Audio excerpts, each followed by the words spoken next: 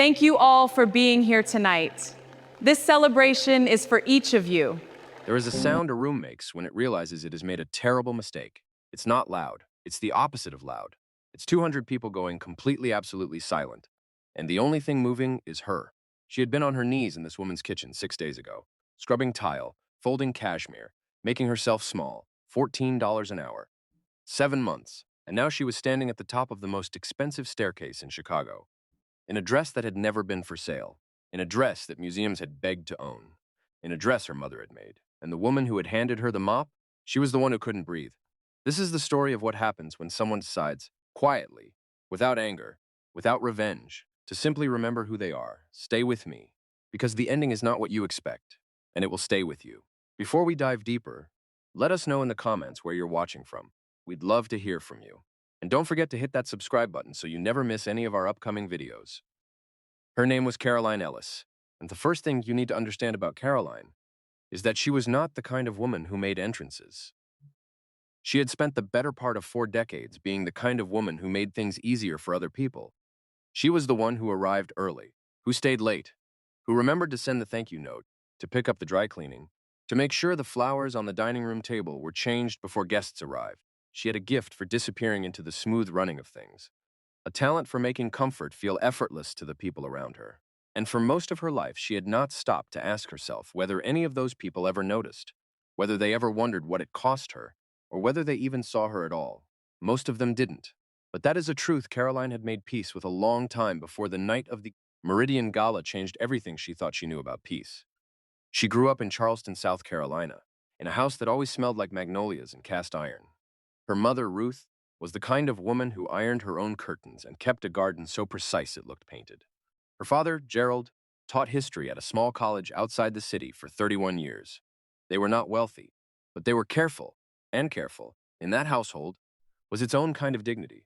Caroline grew up understanding that you did not throw things away, that you repaired what was broken, that you treated people, all people, with a baseline of decency that was not negotiable.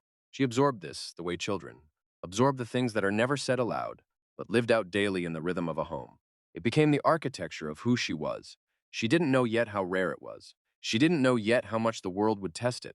She left Charleston at 22 with a scholarship to the Savannah College of Art and Design, and a head full of ambitions. She hadn't yet found the courage to name textile design. That was what she wanted. She had known it since she was 9 years old, watching her grandmother piece together quilts on the back porch, those long summer afternoons when time moved slowly enough to see how things were. She had a feel for fabric the way some people have a feel for music. Instinctive, physical, almost spiritual. The weight of a good linen in her hands could tell her things. The drape of a silk said something to her that she couldn't put into language, but didn't. She understood cloth the way other people understood words, and she was good at it. Quietly, completely, undeniably good at it. She graduated with distinction. She got a job at a small textile firm in New York, then a larger one, then began consulting independently for fashion houses and interior design firms across the country. For 15 years, she built a life that looked exactly like what it was, the work of a woman who was gifted, disciplined, and serious about her craft. She got married at 31 to a man named Thomas, who was kind and steady in the way that made everything feel possible. They had a daughter named Maya, who arrived into the world with her father's quiet temperament and her mother's bone-deep stubbornness. They bought a house in a suburb outside Nashville, Tennessee, and for a long time, a real sustained, generous stretch of time, everything was fine. More than fine, it was good, and then it wasn't. Thomas died on a Tuesday in November, 11 days after his 53rd birthday. Cardiac arrest. No warning, no gradual decline that would have given them time to prepare, to say the things you save for later, to get used to the idea of an ending. He was there and then he wasn't, with the brutal completeness of a door slamming shut. Caroline was 51 years old. Maya was 19 and away at college in Georgia. And the life Caroline had built, that careful, layered, meaningful life, suddenly required her to look at every part of it and figure out what still held without him at its center. She discovered that more of it held than she expected, and that some of it didn't hold at all. The consulting business had slowed in the 2 years before Thomas died.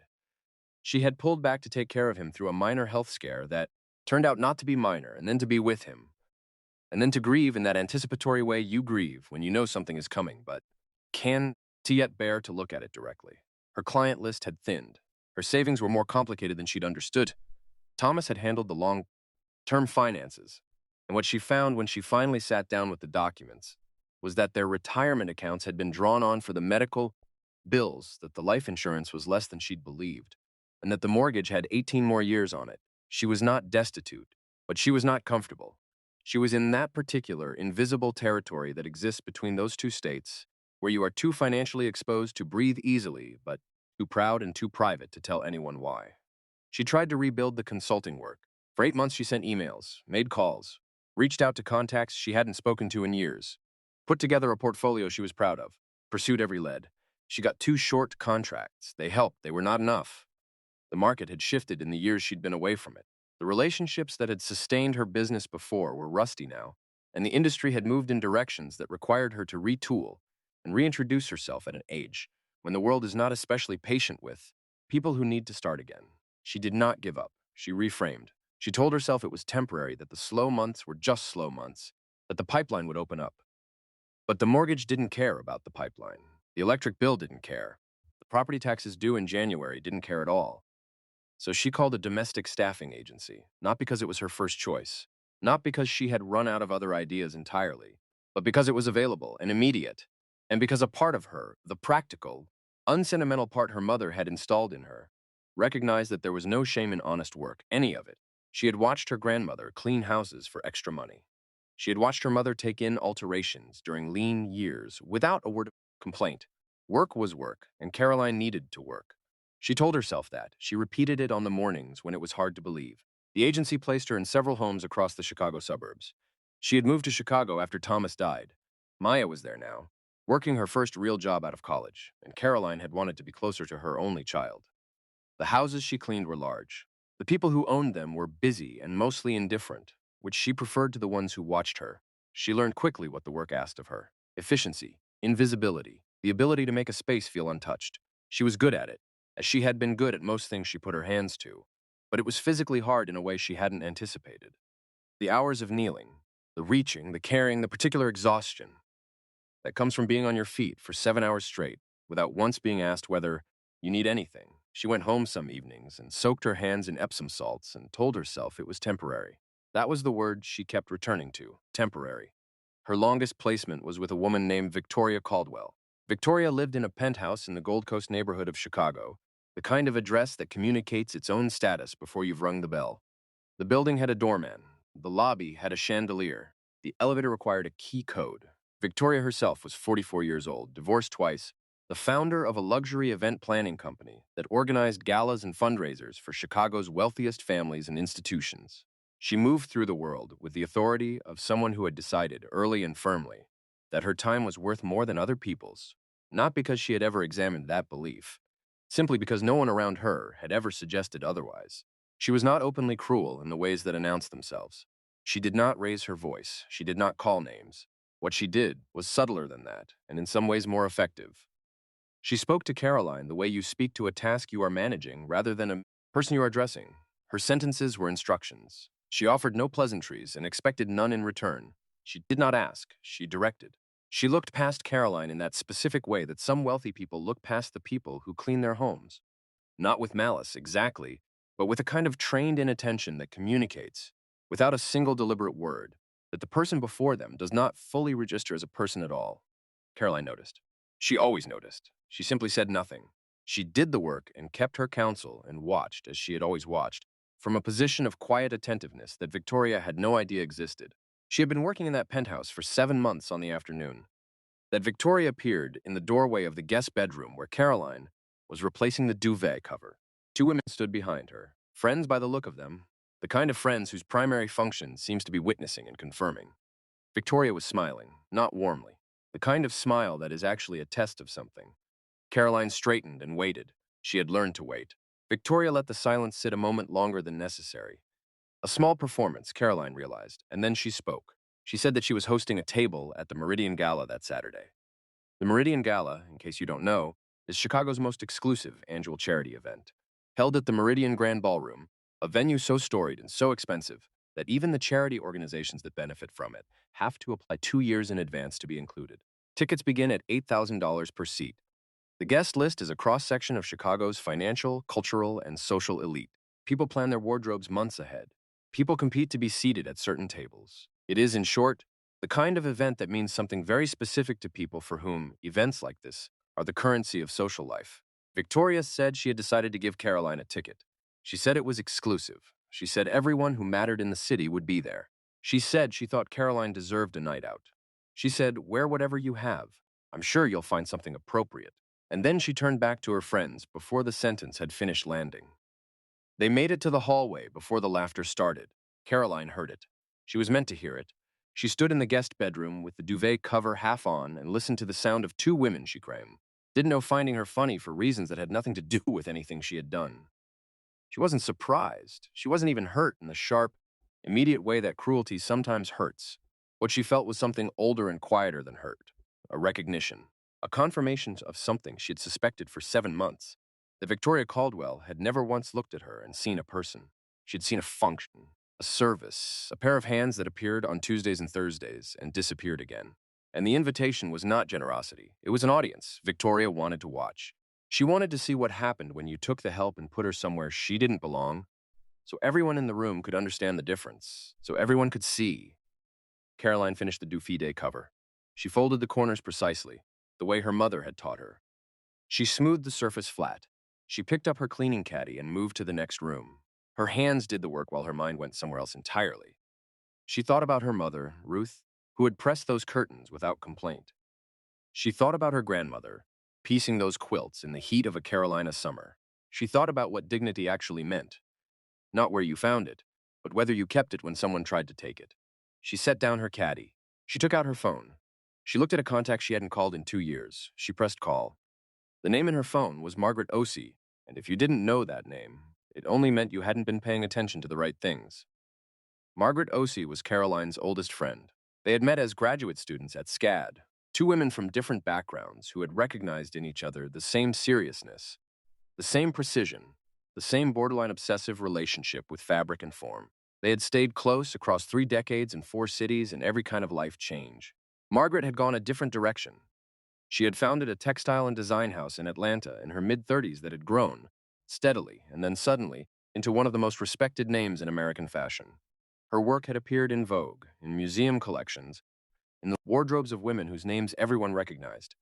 She was, by any measure, an institution. And she was the woman Caroline called from a penthouse guest bedroom in Chicago on a Tuesday afternoon, with the sound of laughter still fading down the hallway. She didn't explain everything. Margaret had known her for 30 years. She didn't need to, she said. I've been invited somewhere. And then she said, I think I need to remember who I am for one night. There was a silence on the line. Then Margaret said, I'll send you the ivory. Caroline closed her eyes. She knew which one. Everyone who had ever seen it knew which one. The ivory piece was the closing gown from Margaret's most celebrated collection. The one the critics had called a reckoning, the one a museum in Washington had inquired about acquiring for its permanent collection, the one that had never been worn except on the runway in Atlanta under lights so bright. They made the hand-stitched glass beads look like water. Margaret had kept it. She always kept the closing pieces. She said the closing piece was the truest thing she made, the one that carried the whole weight of what she was trying to say in a given year. That dress was not for sale. That dress was not for loan. That dress existed in a category that had nothing to do with commerce, and Margaret was sending it to Chicago on a Thursday morning because her oldest friend had spent 7 months being invisible and deserved for one evening to be fully seen. The package arrived the next afternoon, not by courier, by car, a black car with a driver who buzzed the intercom and waited. The garment case was sealed. Inside it was the ivory dress and a handwritten note from Margaret. You were never small. You were just in a room that didn't know your size. Wear it well. Caroline held the note for a long time. Then she hung the dress on the back of the bedroom door of her small apartment, the apartment that had been temporary for 14 months now, and looked at it in the afternoon light coming through the window. The glass beads caught the light and scattered it across the walls. It was, objectively, one of the most beautiful things she had ever seen. And for the first time, Namas died, since the business slowed, since the agency placements, and the kneeling and the folding, and the deliberate invisibility of 7 months in someone else's home. For the first time in what felt like a very long time, Caroline Ellis did not feel small. She arrived at the Meridian Grand Ballroom at 8:15, which was deliberately late enough that the room would be full and settled and paying attention to itself rather than to the door. The building was lit from outside, warm gold against the Chicago night. The doorman opened the door before she reached it. She walked through the lobby with the particular ease of a woman who had walked into rooms like this for 30 years. Not as a guest always, but as someone who had always known which rooms mattered and why, and who had never needed the rooms to confirm her worth. She took the elevator to the ballroom level. The doors opened. She heard the orchestra before she saw the crowd. She smoothed the dress once, lightly, the waist. Then she stepped forward. She had not planned the staircase moment. She hadn't known the ballroom was built the way it was built, with the entrance above the floor, requiring guests to descend the curved marble staircase that served as an unintentional stage for anyone who arrived. She didn't know until she was standing at the top of it, with the ballroom spread below her and every face in that particular cascade of notice that moves through crowds like a wave turning toward her. She didn't perform it. She simply descended, one hand lightly on the rail, not for support, from habit. Her posture the way her mother had always insisted it should be. Her face the way it was when she was thinking clearly. Calm, present, engaged with something only she could see. She was not thinking about Victoria. She was not thinking about the laughter in the hallway. She was thinking, as she sometimes did in the moments that mattered most, about her grandmother's hands, about what they had made, about what got carried forward and what got left behind. The room changed. There is no other way to describe it. The conversation stopped, not all at once, but in a spreading quiet, the way silence moves when something interrupts the ordinary frequency of a room. Heads turned. Phones came up without people seeming to realize they'd raised them. A man near the bar set down his drink and appeared not to notice he'd done it. Someone to the left of the staircase said very quietly, to no one in particular, "What is that dress?" Someone else said, "I know that dress." A woman in a silver gown, with the erect posture of someone who had spent 40 years attending events like this, said, in the particular hushed register of genuine, "Shock, that's an OC original. I saw it on the runway in Atlanta. That dress is not for sale. That dress has never been for sale." And then she pressed her lips together as if she'd said too much. Victoria Caldwell was standing at a table near the center of the room. Caroline saw her from the staircase. She saw the moment Victoria recognized her. The fraction of a second before Victoria's face rearranged itself, the raw confusion that crossed her features, when her brain could not immediately reconcile the two images. The woman who cleaned her bathrooms, the woman in the dress that the room had stopped for. The two images refused to sit beside each other. Victoria's champagne glass was halfway to her lips and stayed out there. Her friends had gone quiet. One of them had stepped back without meaning to, that involuntary retreat that happens when the ground shifts under you. Caroline descended the last of the stairs. She walked across the ballroom floor with the same steadiness she had walked across every floor in every room she had ever entered, from her grandmother's back porch to the studios of design houses in New York, to the tiled kitchens of other people's homes. She was not performing. She was not punishing. She was simply arriving. She stopped in front of Victoria. She looked at her directly, the way she had stopped doing 7 months ago, because she had learned, in that apartment, that direct eye contact was not expected of the help. She let herself look now. Victoria could not hold it. She looked at the dress instead. That was almost worse, because she knew. They both knew what the dress meant, and they both knew what that meant about everything that had come before. Caroline said, "Good evening, Victoria." Her voice was even. Not cold, not triumphant, even. She said, "Thank you for the invitation. This was very generous of you." Victoria's mouth opened. Nothing came out. Caroline touched the dress once, lightly at the waist, and said, "You told me to wear whatever I had. I hope this is appropriate." And then she excused herself and moved toward the bar, leaving Victoria standing in the middle of the room, with her champagne still raised and her friends still silent, and the understanding settling over her, slow and complete, like something heavy being lowered from a height. The woman 2 steps to Victoria's left said, her voice barely a breath, "Where did she get that dress?" Someone answered, "I just told you. That's an OC piece. Margaret OC, the designer." The woman said, "But that's the runway piece.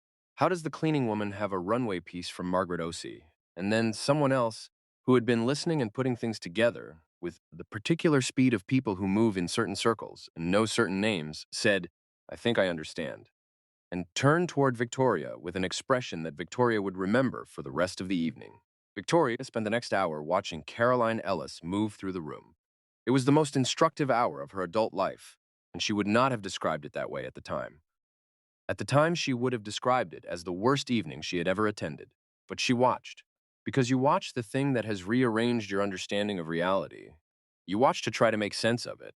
And what she watched was this: a woman she had handed a mop to 6 days earlier, standing in conversation with the editor of one of the country's most respected design publications, who was leaning forward with the particular attentiveness of someone talking to someone they genuinely find interesting. She watched Caroline cross the room and speak easily with the chairwoman of the charity they were all there to support, and the two of them laughing together at something, the real laughter that doesn't perform itself. She watched two developers approach Caroline, men Victoria had been trying to secure meetings with for the better part of a year, and introduce themselves to her with the kind of deference that is instinctive and can't be manufactured, the deference you offer someone whose context you have just understood. She watched all of it. She held her champagne glass and she watched and she understood incrementally what she had done. Her husband, Robert, found her near the back wall of the room an hour into this. Robert Caldwell was 50 years old and had built a commercial real estate company over 20 years through a combination of precision and patience. He did not raise his voice. He didn't need to. He leaned close and said quietly, "Tell me what happened tonight." And Victoria, because she had learned over 14 years of marriage, that Robert could see through every version of a managed story she might offer, told him. She had given the ticket to her housekeeper. She had meant it as something amusing she hadn't known. Robert was quiet for a moment. Then he said, "You were cruel to her. For how long?" Victoria said 7 months. Robert was quiet again. Then he said, "The woman in the dress. What's her name?" Victoria said, "Caroline." Robert said, "Find out her last name tomorrow. Fix this. Not because of the dress or the connections. Fix it because what you described doing is not who I thought you were." He straightened his jacket and walked back toward the room and left Victoria standing there with those words in the space he'd vacated. She waited until the crowd around Caroline had thinned toward the end of the evening. Then she walked across the ballroom floor. It felt longer than it was. She had walked this floor at this gala 4 years in a row. She had never noticed how long it was before. Caroline saw her coming and waited without moving, without changing her expression, without signaling anything. Victoria stopped in front of her. The words she had prepared on the walk across the room were gone. What was left was something smaller and rawer and more honest than anything she'd planned to say. She said, "I owe you an apology. I knew what I was doing when I invited you. I wanted to see you uncomfortable. I've treated you badly since the first week. I'm sorry. That's not an excuse. I'm sorry." The silence that followed was the longest one she could remember standing in. Caroline looked at her steadily. She said, "I know. And she said it the way you say something you have known for a long time and have been waiting for the other person to catch up to." Then Caroline said something that Victoria had not expected. She said, "I forgive you." She said it plainly, without ceremony, the way you state a fact. And then she said, "But I want you to understand what tonight was actually about. Not what happened to me, what it showed about you. You weren't cruel to me because of anything I am or anything I did. You were cruel to me because you had decided that I couldn't respond, that I was safe to be unkind to, that I was in a position where your behavior had no consequences. And that belief, that there are people you can treat however you want because of where they stand in relation to you, that's the thing you have to look at, not the dress, not who I turned out to be. The belief, because I am not the only person you have treated this way. I'm just the one who had a gown in her closet." Victoria could not speak. She nodded. She stood there and she nodded, and she let it land. All of it. Caroline said, "I hope your evening improves." And then she turned and walked back into the party, and Victoria stood in that corner for a very long time, listening to the orchestra and looking at her own reflection in the dark window behind her. The morning after the gala, Caroline woke up in her small apartment and made coffee and sat at the kitchen table, where she did most of her thinking. The dress was back on its hanger. The apartment was quiet. Maya had called the night before, laughing, saying someone she knew had been at the gala and had texted her about a woman in an impossible gown and how the whole room had stopped. And Maya had said, "Mom, was that you?" And Caroline had said yes, and Maya had gone quiet for a moment and then said, "Good, just good." Caroline drank her coffee and thought about what good meant in that context and decided it meant something more than the dress and the staircase and the room going quiet. It meant, "I'm glad you remembered. I'm glad you let them see." She thought about her grandmother's quilts. She thought about what her mother had ironed into those curtains, not just the creases, but the belief that how you maintain things mattered, that care was a form of dignity, that the work of your hands said something true about you, regardless of whether anyone was watching. She thought about 7 months of being invisible in a penthouse on the Gold Coast and what she had learned there, about how people are when they think no one who matters is watching, about who she was when the mirrors were taken away. She called the staffing agency that Monday and gave her notice, not because of the gala. She had already decided before the gala. The gala had only clarified the timing. She had spent 14 months telling herself the cleaning work was temporary, and she had been right, but temporary had taken longer than she'd planned because she'd been afraid. Afraid that the consulting market had moved on without her. Afraid that 52 was too late to begin again. Afraid in the ordinary persistent way that grief makes you afraid. Not of death, but of visibility, of taking up space, of wanting something and not getting it, and having to feel that in a body that had already felt too much. The gala had not made her brave. She had been brave the whole time. The gala had made her remember that she knew it. She rebuilt the consulting business over the following year. It was not fast and it was not easy, and there were months that required a discipline she had to dig for. But she had spent 7 months on her knees in other people's homes noticing things about fabric, about texture, about the way light moved across surfaces, about the particular way wealthy women related to the things they wore and the spaces they inhabited. She had been observing, as she had always observed, from her position of careful invisibility, and what she brought back to her consulting work was richer and stranger and more fully human than what she'd left with. She had been in the rooms everyone else's rooms were designed to impress. She had seen what those rooms actually looked like when the guests were gone. She had touched the fabric when no one was watching. She knew things now that you couldn't know any other way. And her clients, the ones who found her through the network she quietly began to rebuild, could feel it. There was a specificity to her work, a groundedness, an authority that came from somewhere different than it had before. They couldn't always name it, but they felt it, and they came back. 8 months after the gala, Caroline received an email from Margaret. Margaret was launching a new collection, and she wanted to do something she had never done before. She wanted to create a line designed in collaboration with domestic workers, housekeepers, nannies, personal assistants, the women and men whose labor made the lives of the wealthy possible, but who were almost never credited with any of the comfort they created. She wanted the collection to carry their stories. She wanted the front row of the Paris launch to be filled with 50 domestic workers who had never attended a fashion show in their lives. She wanted a portion of every sale to go directly to a scholarship fund for their children. She wanted Caroline's expertise, Caroline's eye, and Caroline's network within the domestic worker community she had spent 7 months becoming part of. She called it, provisionally, the invisible line. She wanted Caroline to be the consulting director. Caroline said yes before the email was fully read. The launch was held in Paris, in a private venue near the Seine, on a night in early spring, when the city was still cool enough to warrant the kind of dressing that fashion required. Margaret stood at the door in a red dress that had taken 3 months to construct, greeting every arrival with the particular warmth of a woman who had built an empire and never once forgotten what it was built on. The work of human hands, the care of specific people, the particular intelligence that lives in the body and not on the page. The front row was everything Margaret had promised. 50 people who had spent their careers making other people's lives beautiful without ever being, offered a seat at the table of beauty. They sat in the front row of a Paris fashion show, dressed in pieces from the collection, pieces that had been designed around their stories and their needs, and their specific non-negotiable humanity. And when the models came out, wearing the rest of the collection, some of them had their hands pressed to their mouths. A woman in the third seat from the left was crying quietly, with no particular effort to stop. Margaret had told Caroline before the show began, if I never do anything else, this was enough. This was the whole point. Caroline stood backstage through most of the show, watching through a gap in the curtain. She watched the faces in the front row.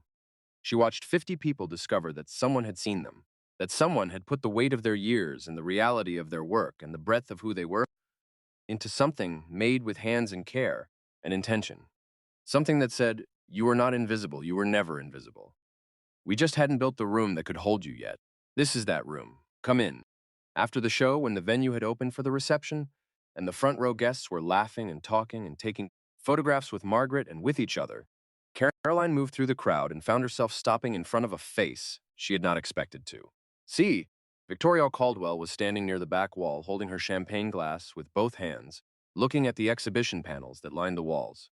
Photographs of domestic workers from 12 countries, each one captioned with their name, their years of service, and what they were working toward for their children. Victoria had been looking at one panel for a long time. Caroline walked over. Victoria turned. Her eyes were red at the corners. She said, I flew over. I needed to see it. She gestured at the room, at the front row, at the photographs, at everything. She said, I needed to see what you built from what I tried to break. She said it with the clean, uncomfortable honesty of someone who had been working on something, who had spent 8 months sitting with what was said to them in a corner of a ballroom and deciding slowly and without shortcuts to take it seriously. Caroline stood beside her and looked at the panel Victoria had been studying. The photograph showed a woman in her late 50s. She had been a hotel housekeeper for 23 years. The caption read, she put 2 children through nursing school. She never told them how hard it was. Caroline was quiet. Victoria said, when you walked into that ballroom, I thought you came to destroy me. I had every reason to. You knew that, you could have, and you didn't. Caroline said, destroying you wasn't the point. The point was that the room needed to see what it looks like when you assume someone is beneath you and you're wrong.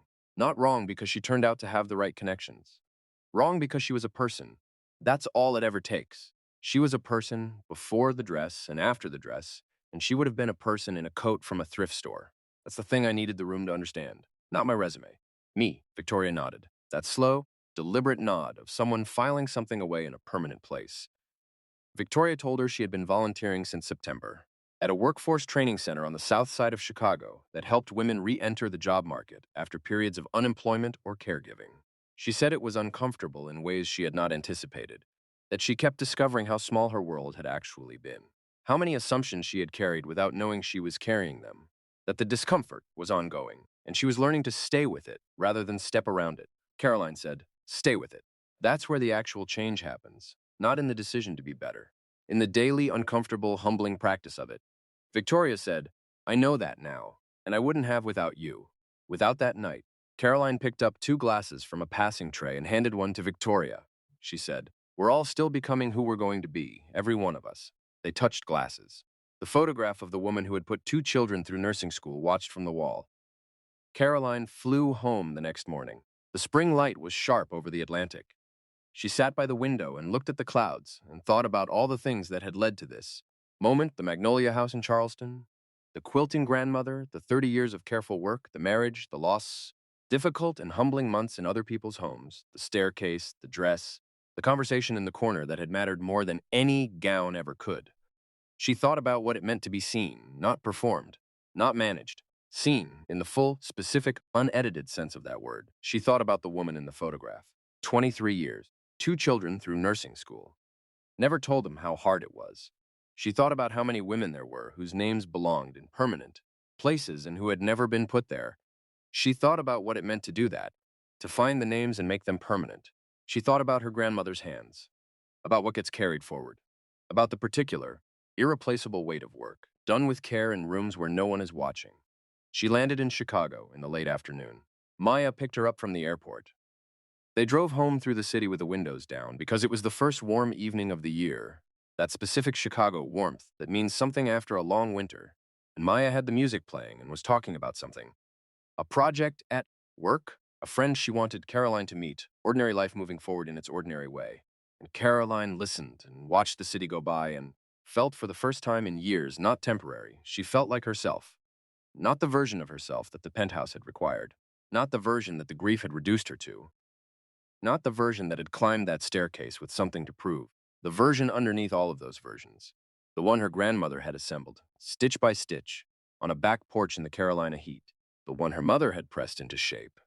The one that had been through all of it continuous and whole in hers. She made a note on her phone before she got out of the car. It said, find out the names. Make them permanent. Then she got out of the car and went inside. She had work to do. Here's what this story asks us to sit with, not the dress. The dress is just the vehicle. What this story is about is something older and more necessary than any gown. It is about the precise, consequential way we decide who deserves to be seen, who gets treated as a full human being and who gets treated as a function, who we are careful with and who we are careless with, and whether we have ever stopped to examine the difference. Caroline Ellis spent 7 months in a penthouse being invisible, not because she was invisible, because someone had decided she was, because someone had looked at the position she was in at that particular moment in her life and concluded that the position was the person, that where you are is who you are, that what you do for money is what you are worth. And that is a conclusion that billions of people live inside of every day, not because it is true, because it is convenient, because it makes the world easier to navigate if you can assign people to categories and keep them there. Caroline's story is not a fantasy about a housekeeper who turned out to be important. It is something far more demanding than that. It is a story about a woman who was always important, always capable, always full, always worthy of being treated with basic human decency, and who the room only stopped for because of the dress. That is not the happy ending. That is the problem the story is asking you to take home. Look at the rooms in your own life. Look at the people in them who move through without you fully registering them. The person who delivers your packages. The woman who cleans the office at 6 in the morning before you arrive. The man who parks your car. The one who makes your coffee precisely the way you like it, and whose name you have never asked. Look at the positions in your life. that you have treated as the whole story of the people inside them. And ask yourself, if you knew who they actually were, if you could see the full arc of the life they carry in and out of your peripheral vision, every day, would you treat them differently? Because if the answer is yes, then the question you have to live with is this: why are you waiting to know? The measure of who you are is not what you have. It is not the address or the title or the invitation or the gown. It is who you remain when everything is stripped away, and how you treat the people who never had any of it to begin with.